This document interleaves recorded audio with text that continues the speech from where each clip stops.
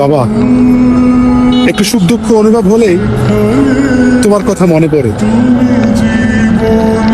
আর এই দু চোখ দিয়ে অঝরের বৃষ্টি নামে।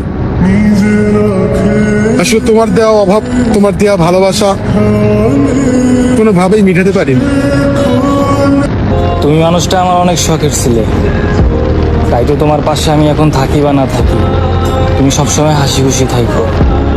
আর কখনো যদি নিজেকে একা ভাবো, তাহলে তুমি আমার কথা মনে করো, আমি কখনোই ফিরাই দেবো না তোমার।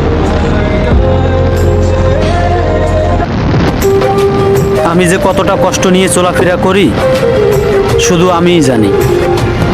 মুখের হাসি তো সবাই দেখে, তাই সবাই ভাবে আমি ভালো আছি।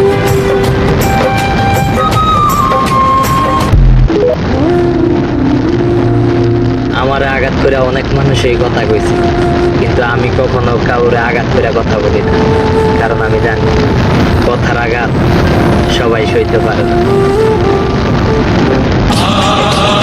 কিছুই করতে পারলাম না জীবনে, না পারলাম কারো মনের মতো হতে, না পারলাম নিজের জীবনটাকে সাজাতে, না পারলাম নিজের শখগুলা পূরণ করতে।